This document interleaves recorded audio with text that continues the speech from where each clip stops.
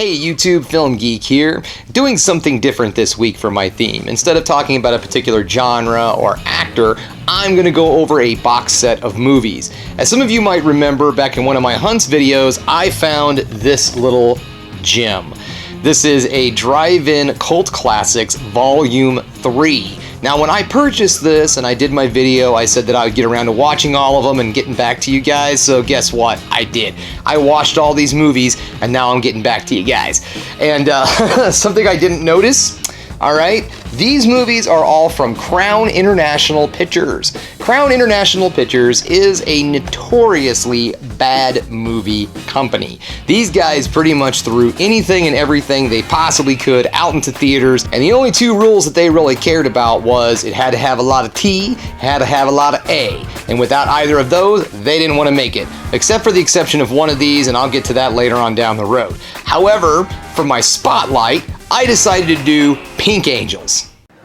Well, hi-ho, gunslinger. It's okay, partner. Let me check.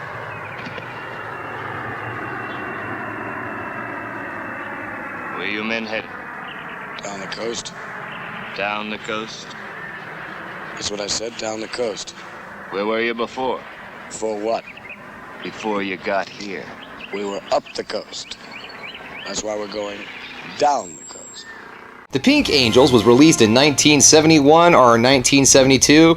I couldn't get a definite date. It was kind of sketchy on the internet. Anyways, it was directed by Larry G. Brown, and it tells the story of 6 homosexual bikers who are traveling down the coast of California to Los Angeles to go to A cotillion. Cotillion? A ladies' cotillion. You understand? Now, I looked all over the place. I could not find much information on this movie whatsoever. So most of the stuff that I found out, I'm not going to say is fact. It's pretty much just kind of hearsay. I could never find any solid proof on any of the information I found out about this movie, except for the basic stuff like who directed it and things of that sort. So, getting everything started off with, like the movie Manos: The Hands of Fate, this film was apparently made on a bet. Executive producer Gary Radzat apparently accepted a bet where he was given a specific amount of time that he had to make and distribute a film. And, well, we have the Pink Angels, so apparently he won the bet? Okay guys, look, I really don't know who they made this movie for. This is not a homophobic film. I mean, because the guys in the film are really great, they're very likable, they're really fun dudes, and the whole thing is great. I really don't understand a lot of things in this movie, honestly. Like, these are 6 gay bikers, one of which is African American, and then there's guys who have like Confederate flags on their jackets, and they're wearing like, you know, Nazi paraphernalia. I don't really understand a lot of the imagery in this movie, so let's just get that out right now. Now, what I do think this movie is a really funny road trip film about 6 friends who are just going to an event. Now, as I said, to the best of my knowledge, this movie was done on a bet. The biggest difference between this movie and Manos: Hands of Fate is that Radzak hired professional movie makers to make this movie, where Manos was just done by people. What I'm trying to point out is that this is a professionally made movie. This is not a so bad it's good film that was just put together by a bunch of people who thought they knew how to make a movie. This is a coherent movie. The only thing that really bothers me about this movie is its ending. It's very abrupt and it's an extremely big surprise. It really ruins the tone of the entire film. I'm not going to go into it, I'm not going to ruin it for you, because honestly, that's how I saw it, so that's how you're gonna see it. You gotta be surprised just as much as I am. Okay, so what do I like about this movie?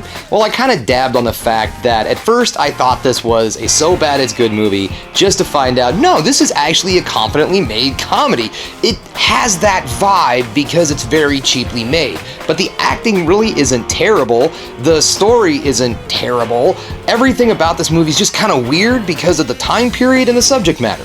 Another thing is the characters. The 6 bikers are just great. You really start to like these guys. At first you think this is going to be just a typical biker film. They come off just like a bunch of jerks. But then, about halfway through the movie, or maybe even sooner than that, you really start to dig these guys. You start to realize that they're just 6 friends who are just doing this like motorcycle road trip just to have a really good time. And the story is not bad. Like I said, it's very basic, but I really truly believe that this movie was completely thrown together at the last minute when it comes to the script.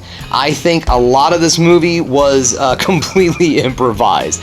I mean, come on. You cannot tell me that this whole thing is not improvised. There is absolutely no idea that this guy knew this was going to happen to him. So all in all, guys, this is a really fun, silly movie. It will make you laugh, and really the only thing about it that's going to make you go, oh my god, is the ending. It really just, boy, it just catches you off guard.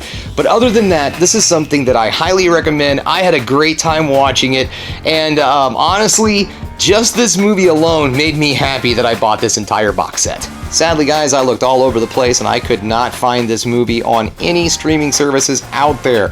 But this really feels to me like something that's going to pop up on Tubi or YouTube, so just keep your eyes open.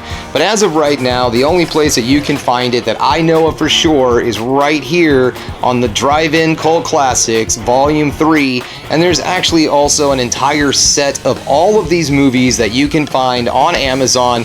So if you want over 52 absolutely terrible movies by Crown Entertainment, Pictures, International, whatever, then I recommend it. That brings us to the end of another Film Geek video. If you liked what you saw here today, go ahead and hit the like and subscribe to the channel and ring that bell for notifications so you know when I put another one of these videos up. And of course, folks, the other thing you can do is keep watching movies. You know I'm gonna.